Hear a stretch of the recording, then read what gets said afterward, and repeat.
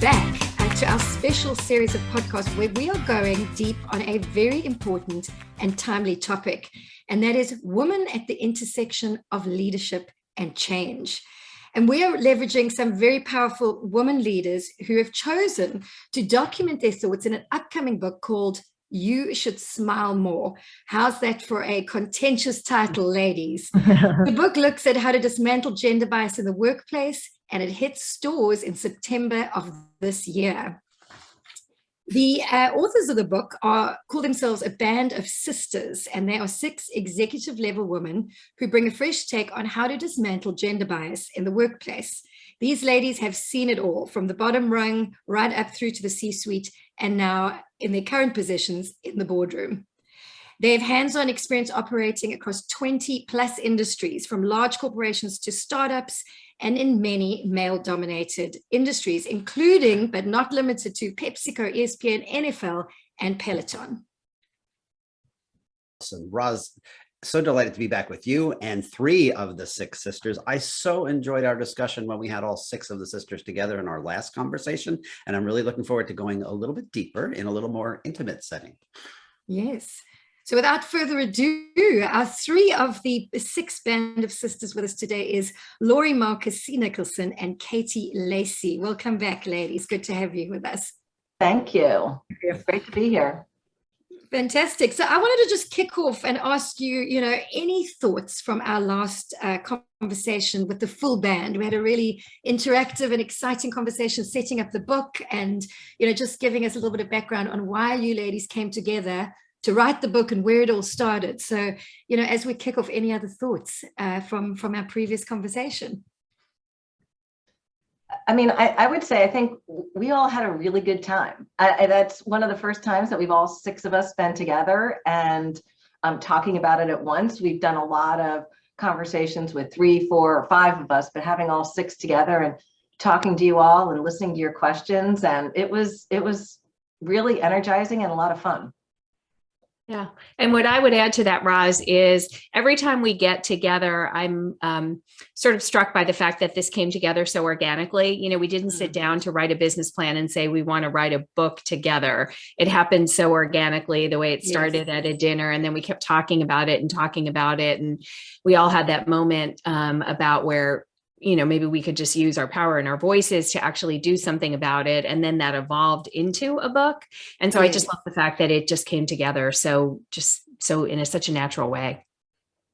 And I guess I would add, is I can tell through the conversations we've had that everyone is talking about this more with friends and family or whatever, because the fact stories are just flowing, and you can just tell they've picked up other stories from other people that have weighed in. Because I think, as we mentioned before, once you start talking about this, whether it's at a lunch or a dinner party or whatever, it's hard to get off the topic because everyone is so interested in wanting to hear a story, or they want to share their story. So it's one of these things. It's often a party stealer of topic. Sometimes you're almost trying to get off a topic because you're like, oh, I didn't mean to hijack the conversation. To open the can of worms. Yeah. So I feel like that dynamic continues.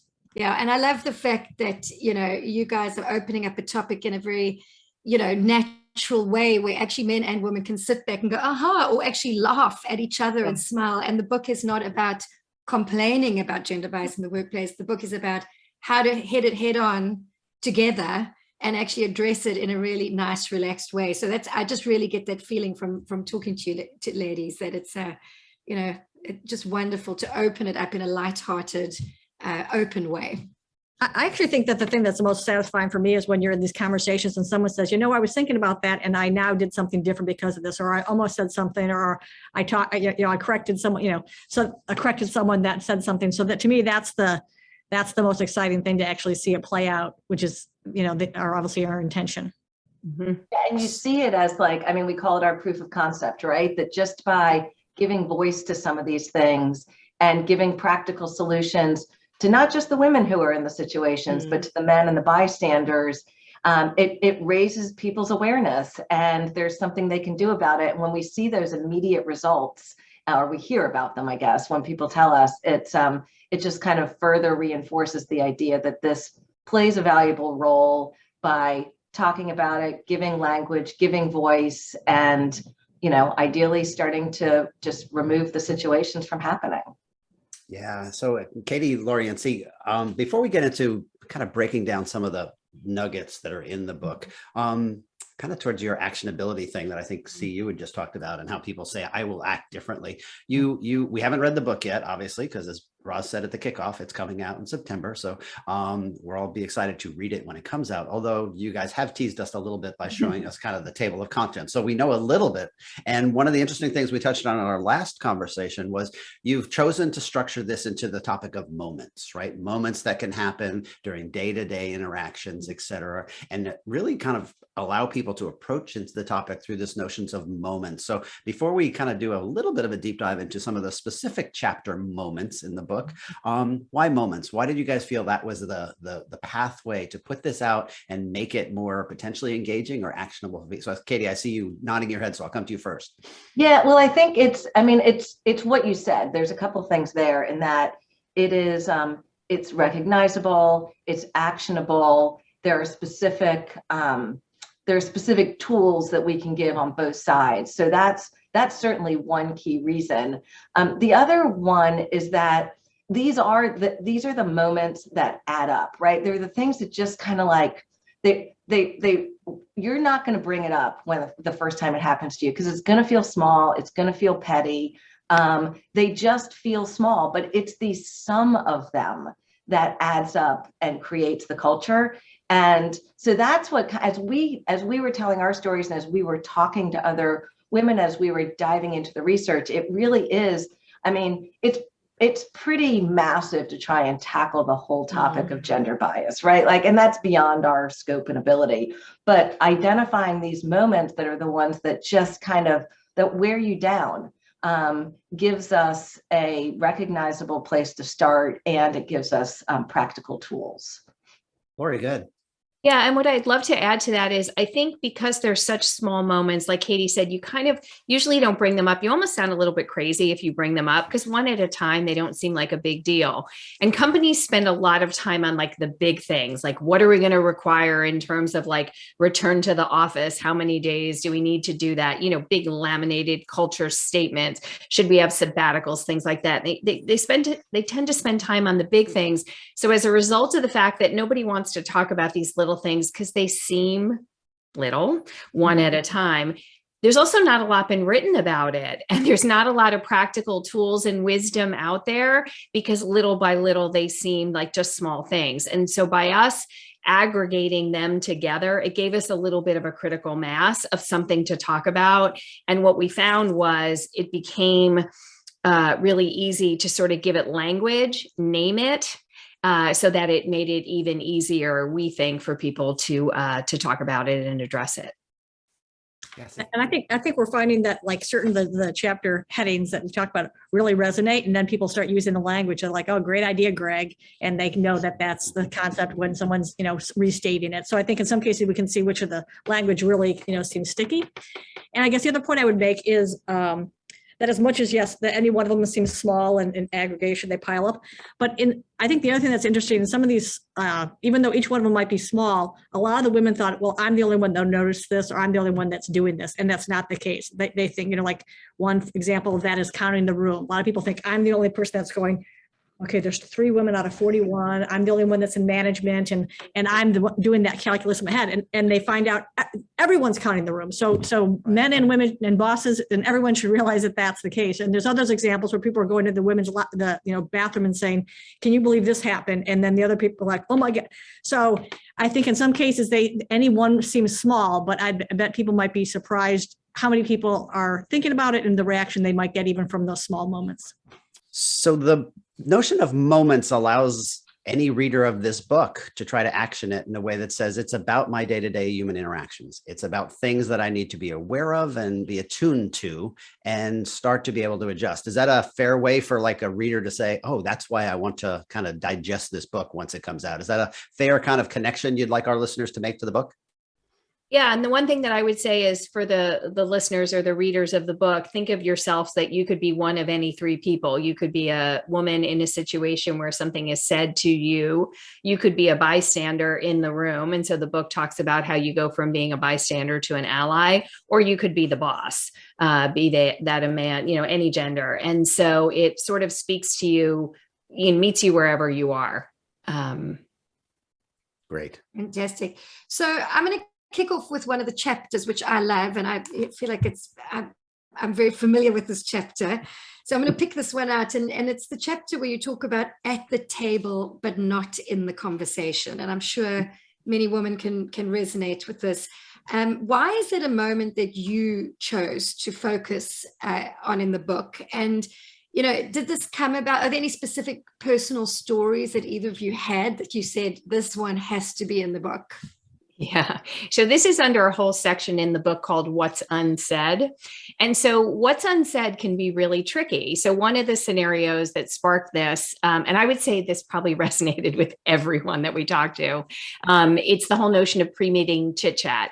And what you forget at a senior level is that nobody tells you how to navigate meetings. You're expected to figure out. I mean, they tell you how to write a PowerPoint slide and things like that, but they don't talk to you on a meta level about the whole sort of what happens before, during, and after a meeting. And remember that meetings can be make or break places for anyone, but especially for women and especially for people of color and underrepresented minorities. And, there's a phrase that we started to use, which is that pre-meeting chit chat, it's like the cocktail party of work. It can be really challenging to figure out and to break in and to know what to say. When we started to do research on this one, there's a ton of research out there on how men and women communicate, how they communicate at home, how they communicate in the workplace, and you can dive deep into lots of different studies on this. But what we found as we talked to women is that, and Roz, you said this at the beginning, that it is kind of a universal experience, that feeling of being literally at the table and not sure how to get into the conversation. And then when we talked to men about it, they were like, pretty much to a guy was like, is that a thing? So there's just this lack of awareness that men are not feeling it and the women are all conscious of it. And one of the stories that we got from a younger woman was she was working at a company. The company was not based in Dallas, but for some reason, a whole bunch of the guys in the company were from Dallas, and they would start every meeting talking about something about Dallas, things that they liked, restaurants that they loved, whatever. She'd be sitting there, and she proactively brought this up. She'd be sitting there unable to participate and, just kind of put her head down and wait for the actual meeting to start, but was savvy enough to realize that it put her at a disadvantage at the beginning of the meeting because you just don't have that. You don't have that kind of easy repartee going. You've lost that, even that kind of, just almost like implied credibility that what you're talking about before the meeting starts. And then you're in that feeling of, okay, when and how do I break in? And once you start, so it just brings up a lot of these awkward moments where you're missing out. Yeah. And at Pepsi, this was, and at a lot of companies, but definitely at Pepsi, one of the pre-meeting chit chat was sports. And, I think different people had different levels of expertise and experience around sports. Some of the sisters will say, this was, this is my kind of core competency. I was fine. I played sports. I'm into sports. I could fit in just fine. For me, I was, interested enough, but certainly not paying that much attention. But I decided early on that I was just going to study up. So I started paying more attention. I would put on SportsCenter in the morning and just make sure that I was able to break in and have a little bit of that chit chat. That doesn't work for everybody, and it's not necessarily what we suggest that everyone do. It was my tactic. One of our sisters said that, when our sister Dawn, when she was at the NFL, they would get to a level of sports knowledge that was way beyond her capabilities. So she found a useful tactic to pivot to the future. So instead of analyzing what already happened, you could say, okay, well, what do you think is going to happen next week when XYZ happens, or something like that. So that's one way to break in a situation, is to start projecting forward where everybody's guess is a little bit more equal, I guess. Yeah. And I love that you used the word pivot there, Katie. You talked about pivoting to the future. So one of the things that I like to do is pivot to something that is more relevant to a broader audience. So, the people that are talking about on a Monday morning staff meeting, the people that are talking about sports from the day before, I just want to be clear. I don't think they're doing it to leave me out. I don't think it's intentional. I think they're just talking about something that's on their mind that they enjoy. But part of, my strategy was always to pivot to something that made sense to a larger group. So if we were at Pepsi and people were talking about the football game the day before that I hadn't seen, I would say, no, I didn't see the game, but I heard that there was an unbelievable new commercial for Budweiser on it. It's all over Twitter. What did you guys think of the commercial? And, just bring it back to advertising, which was something, we're in the consumer products industry, a marketing and sales company. Certainly advertising was something that we talked about a lot, and pretty much everyone at the table had a point of view about advertising. So without anyone feeling like I stole the conversation from them, I just gently pivoted it to something that could be more inclusive. And the thing that I just want to say about this topic, like I said, I really believe in my heart of hearts that it wasn't something that people were doing to exclude me. That was just a byproduct of the conversation. But I realized later, as I got to be a little bit more senior, that I was guilty of doing similar things, not necessarily about sports, but if you come in Monday morning and we're talking about Succession or Billions or something that I was watching, I'd be all over it and all over the conversation. And if somebody, wasn't in the conversation, that wasn't necessarily interesting to them, and they had no way to do it. So again, a way to pivot to the future, if you're in that topic and people are talking about, Billions or Squid Games, what you can just say is simply, no, I didn't see that, but now that it's over, what are you going to be watching? My sister says I should watch XYZ show. What do you think about that? What else are you all watching? And again, without even people realizing it, you've just brought everyone at the table into the conversation.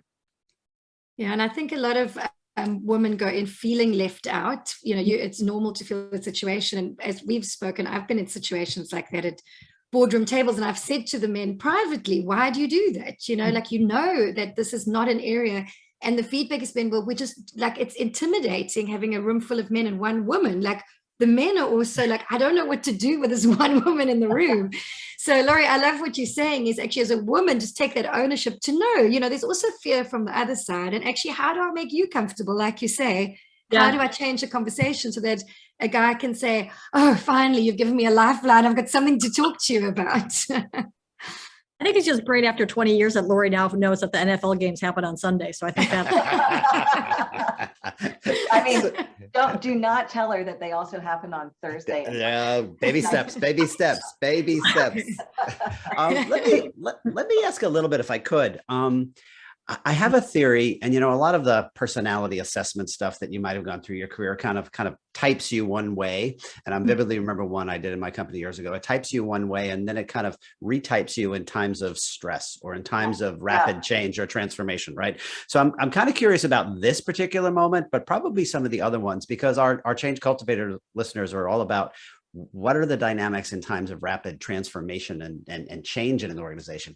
So does this get turned up even more when there's more pressure and there's more pressure to change? Is this particular one kind of become more of a barrier that people revert back to kind of more standard behaviors, and they're not doing that? So how does this kind of flip into that leading and interacting among humans in times of transformational change? And does it take on a slightly different dynamic?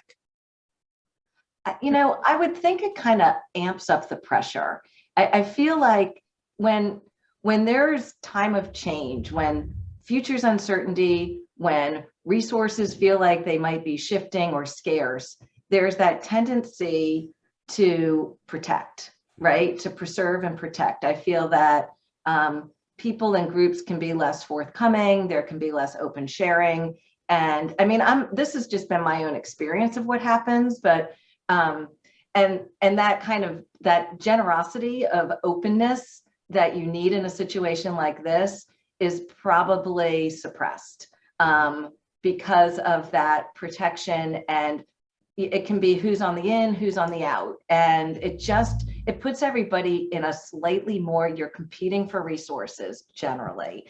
So I think it puts the onus then on leadership to really be hyper vigilant and make sure that that's not happening, and bring people together in these moments where you have them physically together. Make sure that you're bringing them together conversationally and otherwise.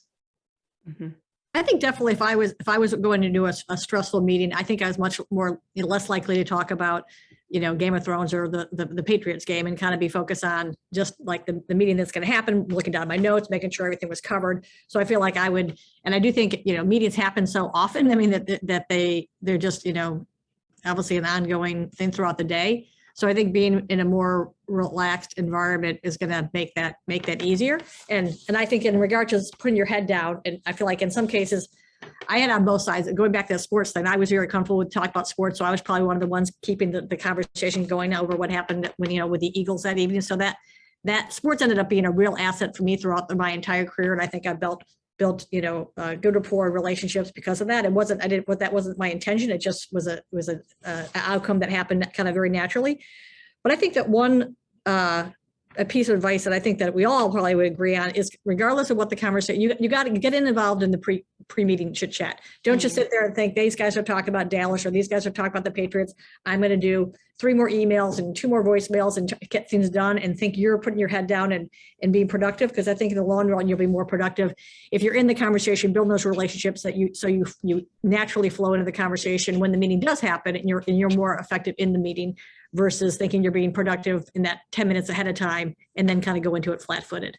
Yeah. And I think that applies to even around the meeting, like the importance of building the relationships before you even come into the room, and I know obviously with one-off meetings, that's difficult, but with people you deal with more regularly, it's actually taking the time to invest in the one-on-one relationships outside of the meeting room. So you can actually get to know each other more, and you're less intimidating to each other, right? Because you sort of know each other a little bit more at a personal level, or at least have try to discuss some of the content pre-meeting so that it's not a surprise. And yeah, so it's that moment also of pausing and investing a little bit of time even before the chit-chat meeting. Yeah, we talk a lot about that, and that idea at Pepsi, we called it, you were pre-wiring. And it was something that, you just kind of had to observe and see it happening. And there were some masters of it. And when you realize like, oh, and I don't know that people new into the workplace realize that you probably don't want anybody at the meeting table hearing something for the first time, right? There's this, kind of like, if you're going to have some sort of ta-da of new information,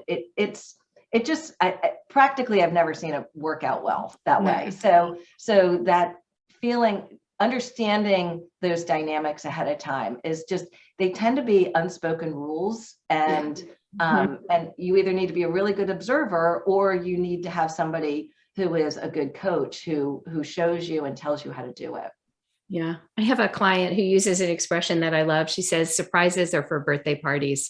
I love that. And so true. For business meetings. But, 2 things. One is, Patrick, I just want to say, thank you for talking about the Hogan assessment as part of this podcast. I do executive coaching, and we use that as a tool a lot with our clients about sort of characteristics of people and how they might show up in times of extreme fatigue or in times of stress. And I think it's something really to be aware of. But just to amplify something that Katie said, I think what's critical for people to understand is the pre-wiring of the meeting in terms of like the subject matter, right? So making sure you're sort of getting people knowledgeable and aligned, understanding what questions might come out. So there's sort of the pre-wiring on the topics.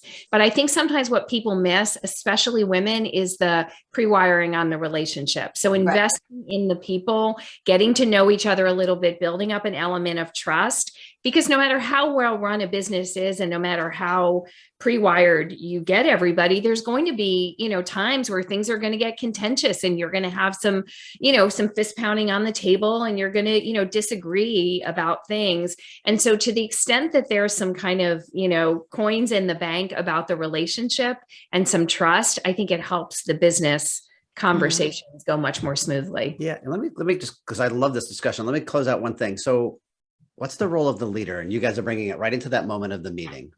Is there one pointed thing that you would say to a leader? And I don't know if it matters if it's a male leader or a female leader. I don't know if it matters.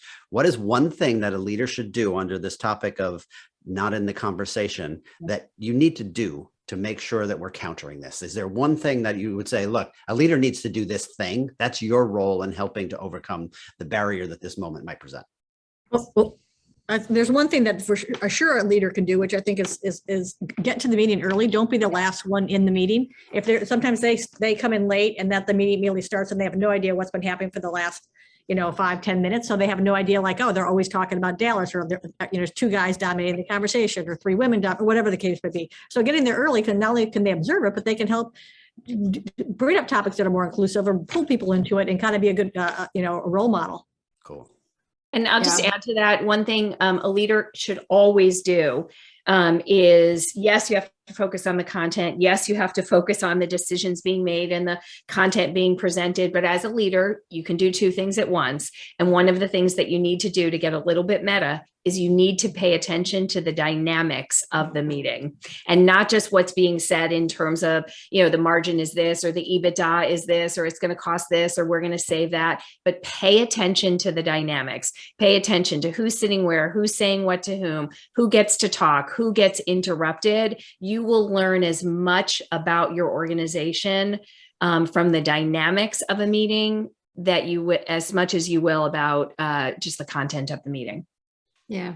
And that's a great practical tip. And see, I love what you were saying is get to the meeting early. I think there's so much in that, because if you get to the meeting late, first of all, you miss, a lot of the pre-chat you spoke about. You're more flustered. You're Right. behind everybody else by trying to get regrouped and all of that. So you're just on the back foot from the moment you walk in there on every single level. Yeah. So it's such a small little thing, but I think it makes such a huge difference. I love the fact that you brought that up. And I'm going to stay with you now, Cie, because there's a topic I know you love. And it's another one of the chapters in your book. And that is the chapter where you talk about who is the new girl. I want to ask you to tell our listeners a little bit about what's the story behind that. I know all the ladies on the podcast are going, goodness, are people still using that phrase? Well, this chapter is kind of about gendered language in general, but it's that one is a particular example that makes my head like blow off. And you hear it, you'd be surprised how often you hear it, even though you think like, who's, you said you probably aren't. People will say, have you met the new girl in accounting? We just hired a new girl out of Harvard. I mean, it gets used all the time. And when we hear this every day, all the time, it just almost becomes wallpaper, and we just kind of start accepting it. And many people use it themselves. But I think it's this concept of if you think our male colleagues who think of their female colleagues as girls, will then think of them like when they have to think, who are we putting up? Who's the next CEO candidate? And then they're going to put someone on that list. I think we're kidding ourselves. So I think kind of being dismissed as a bunch of girls is very condescending. And I think it's language of that you say on, have you would not say we just hired a new boy out of Yale. I think there's a real, that would not happen. Yeah, and this is one where, again, there's a lot of research out there. And what the research tells you is that this gendered wording maintains institutional inequity. And this, again, can probably feel like what's the big deal? A word here, a word there, but these words do add up and the words matter. And I love this idea that language sets the stage for how we think, right? That it's not, it works both ways. Yes, how we think is going to get manifested in how we speak, but how we speak also has a relationship back to how we think. So if we're going to continue to use these gendered words, then we're going to continue to have these subtle reinforcements in how we think. And if you start listening, this gendered language is everywhere, right? Mm-hmm. Like, man up, that guy, that's a really ballsy move that you did. The definition of success in Silicon Valley, 2 guys in a garage. And then, you hear all those and you're like, okay, that's just fine. That just came up. But then the flip side, and this is one when Cie's head explodes over the use of the term girl, and I had never thought about this until we started doing this work, but now I hear it. The idea that, okay, we need this product to be simple enough for your mom to use. And that idea is about as insulting as it gets when you really think about it, right? So why is mom the definition of she needs it to be really basic and simple? So we've accepted some of this language and we all just kind of use it and think it without questioning it. But once you start to hear it, it really starts to amplify and multiply in your brain. And when we talk to the younger women, I mean, we definitely heard when we talked about girl, there's, especially when you're younger, you know, you talk about you're going out with the girls, you're doing things like that. So the younger women were not as, they were not as triggered by that word, and some of them, but they definitely reinforced that a lot of this language still happens. And one example was a woman, she's a vet. She works for a pet food company. So she's in a corporate setting. She's got lots of colleagues. She works with a male vet who everybody calls, you know, Dr. Jones. And then they call her Beth. And if they call her by her title, they call her Dr. Beth. And again, I'm going to guess this is unconscious by 99% of the people doing it, but it's something that she's noticed, and you can imagine that it starts to add up over time. And one of the things that we talk about with this is it's, you know, if you see something, if you get an email or you see something in writing that uses gendered language that feels inappropriate, you could print it out, you could circle it, I could bring it into your office and say, hey, you might not have realized this, but this word, but it's those in the moment, on the spot, how do you stop and correct that? That can be a real challenge. And that's one of the things that we dove into as well. Yeah, and it's interesting on this one. So this is one where it's not, you know, it's typically not where somebody's saying, hey, Lori, you're a nice girl. You know, it's not, you're typically an ally in this situation, right? You're a bystander, and somebody will say, hey, did you meet the new girl in accounting? So this is a good example in a chapter where we try and, you know, recommend some different approaches of how you can do it. So, you know, one is just a little bit of humor. So when someone says, did you meet the new girl in accounting? You could say, oh, did I meet the new woman in accounting? And then just pause for effect and everyone hears it. But, you know, not every moment is meant to be, you know, kind of a teaching moment like that. So sometimes, you know, people, if it's with people you know well and you can use humor, you'll just say, like Cie said before, wait, did I meet the new girl in accounting? Wait, say that sentence again, except say boy. And then everyone laughs because they can't even do it. They can't say aloud, did you meet the new boy in accounting who just came here from, you know, Stanford Business School? You would never say that. It just sounds so strange.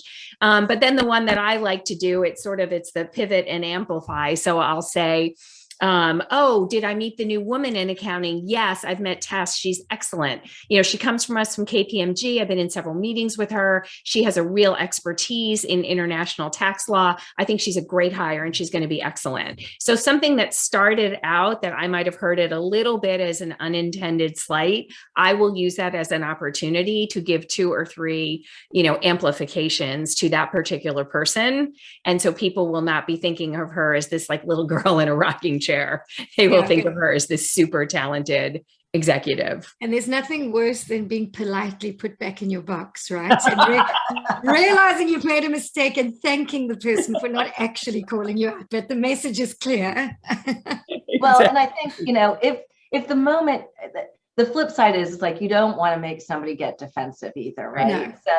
So there's always the opportunity to pull somebody aside afterwards and lead with the, I know you didn't intend for this to have said this or to have implied this, but I just wanted you to know that this is how it came off, and it might be something to be aware of in the future. So I think that kind of gentle pull aside afterwards can generally work. And I think for the bosses, obviously don't do the offending behavior yourself. And then if someone does do it, obviously some of the techniques that Lori and Katie just talked about is like, you know, gently do those and just be a good, you know, model of behavior that you want to be replicated. Okay, so we touched on 2 of the moments that you guys have kind of crystallized for people in this book. You know, at the table, not in the conversation, and the notion of the new girl. There's another chapter that breaks down another moment about the good soldier. Who wants to kind of give us the backstory to that and exactly what that means? Yeah, so I'll take that one. This was an interesting one for us to talk about, and it has, I think it's become more relevant recently as there has been more of an effort to, especially from diversity and inclusion, there's creation of lots of groups and task forces. So there's lots of volunteer opportunities or others for people to participate in to help further and improve the culture of a company. And what happens is that a lot of women and people of color are spending a lot of hours on things like this because that's who's going to be put on these task forces generally. But it doesn't always get valued when it comes to salary and promotion. And so you might be doing all that while other people are focused on the activities that drive their own advancement. So you're helping the company, but it can, in certain situations, be a sacrifice to your own career. And there was a study that we were reading in higher education that showed that Black and Hispanic college faculty spent twice as much time as their white counterparts on mentoring, recruiting, serving on task forces, and kind of otherwise helping improve the diversity. And while that was very helpful to the people that they were bringing in and to their institutions, it gave them less time to focus on publishing, which is what they need to advance in their careers. This is something that, I realized more in retrospect. I wish I had realized it more in the moment, but when I was at ESPN, I had a woman on my team she was on every task force. We put her on every task force that there was. And some of them were important business driving task force, but there's a lot of project work that can happen where it's a little bit less direct and you're not going to get a lot of credit. And she was very talented. She had a lot of respect. She was very collegial. She knew a lot. She could add a ton of value. But at promotion times and when we were doing reviews, rarely does this stuff get then memorialized in your review and added on to reasons for advancement or promotion. So it's one of those things that I wish I had been more aware of at the time, because I think I probably would have been a better advocate to spread the work a little bit more or get her more credit for having done what she was doing. Yeah, I'll play off this notion of awareness, and there's a lot of scenarios in the book that, especially for leaders, like half the battle is just being aware of this, because once you're aware that it exists, you can do something about it. And I know for me, there was a time I was at PepsiCo and I was asked to lead our United Way effort, which we did a very big United Way thing every year. And, they make it like it's such a big deal, like it's such an honor, like you're winning an award. And I was actually out on a market tour when I got the call, and one of my colleagues looks at me, and it was the first time I'd heard this word. He said, "Ooh, you've been voluntold." And so I love that expression, because what I felt like in hindsight was, you don't need to make a big deal of this. Somebody has to do it every year. There's N number of senior vice presidents in our Westchester location. Every year, one of them is going to get picked to run this. And it was a huge amount of work. I mean, it was probably 20, 30 hours worth of work for probably 6 or 8 weeks, in addition to your current job. So I think there's just sometimes just being aware of it, that at some point you're going to have to do, one of these or so. But I think the part that I got savvy about after the fact, and we were doing some research in the book, this came forward for me, which is sometimes I was, quote unquote, voluntold to have uncomfortable conversations that men didn't want to have. So I had a colleague in my department. She was more junior than I, but she didn't work for me. She worked for my boss, and she wore, this was, a long time ago. She wore skirts that were too short. And the men in the department felt like, you can't, I know it's a podcast, so you can't see, I'm doing the air quotes, but it's like, oh, it would be uncomfortable for her if one of her male colleagues were to have the conversation with her. So they asked me to do it. And you might say, well, Lori, why are you making a big deal out of this? But, you work in a big company, you're aware of what you say matters. And so I thought about it. Then I went to HR and I said, this is the way I was going to address it. I don't want to make her feel defensive. I don't want to put the company in peril. Is this okay? Then you have the conversation, then you follow up with her boss, and you follow up with HR. And, back to Katie's point, that's hours that I'm not spending doing business development or something that's going to drive the, sales and profitability of the company. So I think it's just one of these things. Again, like I said, pay attention if you're the leader, pay attention to dynamics and who you're asking to do what, and don't keep asking women to do the work, that, you know, that it would be quote unquote uncomfortable for other people to do. I think women just in some cases need to just say no and don't do it. When they're asked, just say, you know what, I'd love to, but I've got XYZ, I get this big presentation, or talk the very, you know, the business objectives that are going to be, you know, compromised or late because of this effort. And then also if they ask for a volunteer and say, hey, who wants to do this? I feel like women are more likely, when there's that uncomfortable silence, to be like, well, raise their hand. Don't volunteer. So, I mean, you have to pick your battles and spots. You can't always say you can't always say no, but it doesn't always have to be an automatic yes in my book.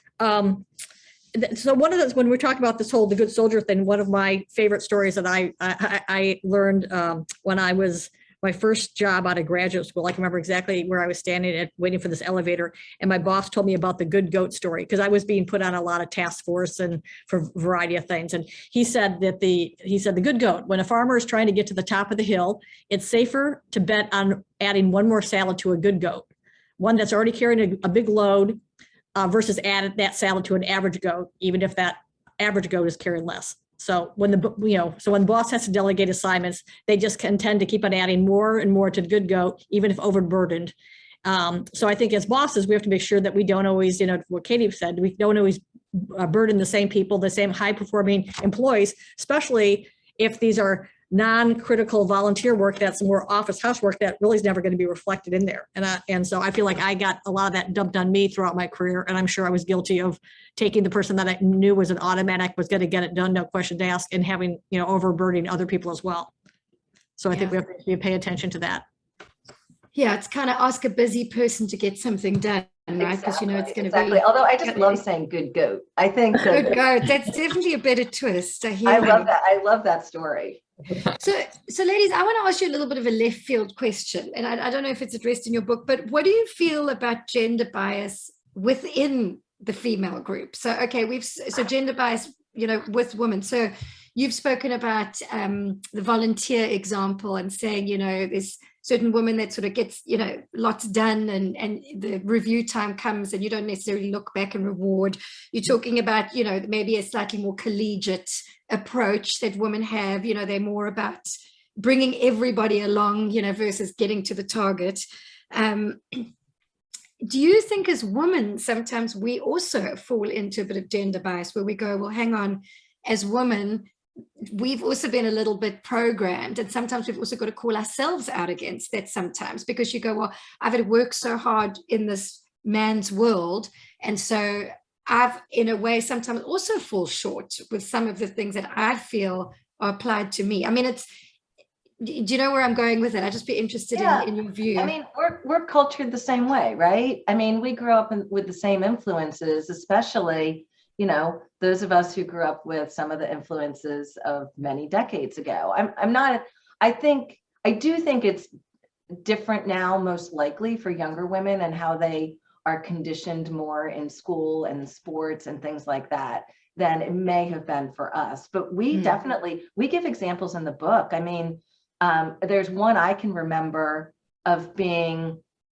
you know, and this is an unfortunate fact of corporate America, is I remember being in meetings where it's like, okay, we need to do a round of layoffs, and you're coming up with who the people are. And I can distinctly remember having the reaction of, you know, for a guy that, like, because I know that he's, you know, he's got 3 kids, he's the sole breadwinner, and that fact and that idea entered my head.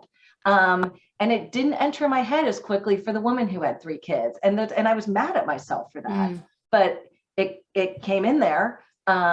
So I think we have, and we all have examples of that. I think it's just something that we have to also, and especially as you rise up, I mean, or I think Lori said it, the idea of being at the table in the conversation, you forget what it's like sometimes when you've gotten to a senior level, even as a woman.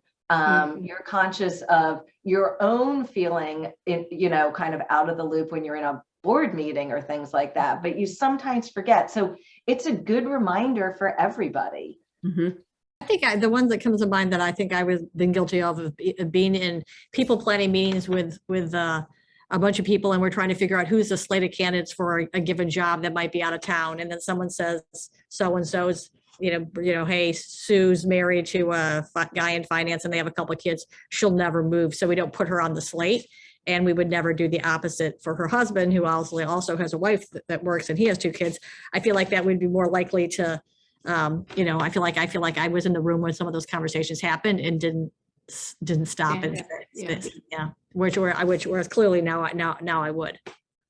Yeah. And so Roz, I think a couple of things. One is, I think what Katie and Cie said is exactly right. So it's not like because we're women, we're like always on our game and we never make these mistakes. Like, I feel like many times we make the same mistakes, that men make. I mean, unconsciously, like the example Katie said, like and sometimes we catch ourselves and sometimes we don't. And I know I've been trying, we're all on a learning journey.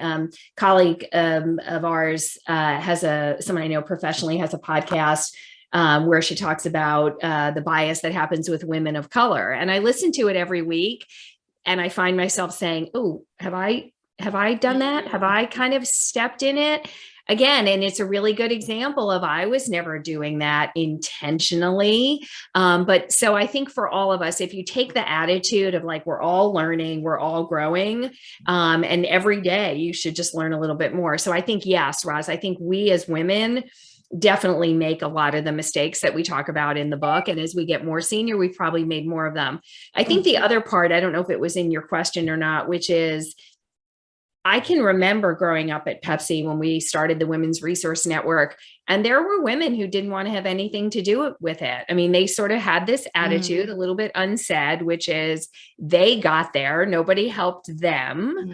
And so they didn't necessarily have to, do things to help other people. And there are, I think, but there are definitely women out there who sort of like being the most senior woman. They like that it's them and a bunch of guys, and it sort of, they stand out. I like to believe that group is getting smaller and smaller and smaller every day. And more women are, reaching out and trying to help other women get there, whether it's rising up in the ranks in corporate America, getting more funding in venture capital, more women on boards. I believe that it's becoming the exception rather than the rule, that people are saying, I got here on my own, you figured it out. Yeah. And I think it comes down to empathy, right? We've been chatting to a lot of guests. We just interviewed a guy from Google, fantastic guy. And he was saying they're speaking to recruiters more. And the recruiters are saying, we want more soft skills in leadership positions. And how do you demonstrate a soft skill on a resume or CV? And they were saying one of the things they really, really need from candidates now is empathy. Yes. Are you an empathetic leader? And I think it comes to this whole thing of bias, be it gender, level, rank, disability, whatever it is. It's the leaders of the future need to be far more empathetic than they have been in the past. So ladies, I'm gonna wrap up our very exciting conversation. I wish I could speak forever, and Patrick and I always feel like our sessions are too short. But I just want to close off with one last question to you. You talk about the concept of man-centers in the book. Tell us a bit about that. Sounds intriguing. I'll start on that one. This is this concept of a lot of the most workplace rewards and incentives skew male, and we always joke that we all have like 40 extra large golf shirts that we've been given in our closet, or at this point they're probably Goodwill. And I always thought it was funny that women are so used to getting men's golf shirts that doesn't even seem unusual anymore. A lot of times the reaction is, oh, my husband or my father is going to love this. Or some people think it's going to go right to the Goodwill pile. But the concept that you have, you're getting an incentive, and the incentive was designed for a man, sized for a man, intended for a man, is just not very motivating. No, I'm feeling all those. Oh, sorry, go ahead. No, I was saying I'm feeling all those, quarterly meetings where you get these T-shirts and you're like, okay, fabulous. Pajamas, exactly. Pajamas, yes, perfect pajamas. But a golf shirt, you can't sleep in a golf shirt. No, scratchy pajamas. Well, and Cie has a great way, I think, to hit this home, right? The whole idea of like, what would the opposite look like? Right. You would like imagine the guys opening up the bag and they're like, oh, it's an extra small pair of yoga pants. I mean, like that would just never in a trillion years would that happen? But the opposite happens every day without people even thinking about it. Right. I love that. So I'm going to put away my extra small yoga pants after that comment. See, but I totally get it. No, I think it's really, it's such an interesting way you guys say it, you know, the incentives, right? Are you really motivating? It's back to where we started in the start of this conversation. It's about human to human interaction and trying to make sure we're treating people as other humans, not as a type of human or that kind of thing. And I love the candor that you guys bring to the discussion. It's not about attacking. It's not about, saying it's an us versus them thing. It's something is missing if we're not actually connecting and activating against this particular thing that's making us less successful as teams and making us less successful as leaders as we take our team. So as Roz said, it's always unfortunate we have to end our conversations. But I think the little sneak peek you gave us into 3 of the moments that you guys have really spent the time and done the work to think through, look at the research, really going to be insightful for people when they get the hands on the book. So the book comes out in September. Everybody should pre-order as soon as they get a chance to do that, to make sure that they can. We'll drop a link in the show notes to make sure that you can follow the sisters, follow them on LinkedIn, follow them on their website as they kind of go through this journey. But thank you for the 3 of you for being part of our conversation today. Whoa.